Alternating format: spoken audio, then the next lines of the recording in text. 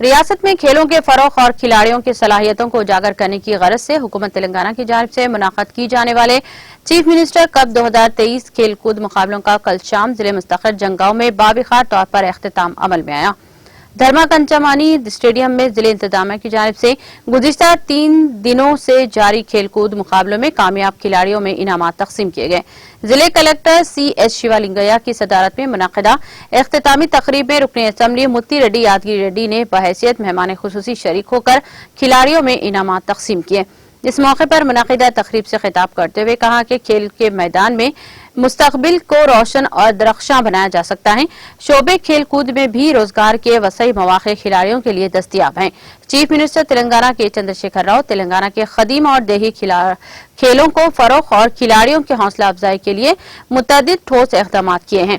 تقریب میں additional collector Praful Desai, deputy commissioner of police Sitaram اور صدر بلدیہ P جمنا لنگیا کونسلرز کے علاوہ دیگر قائدین موجود تھے۔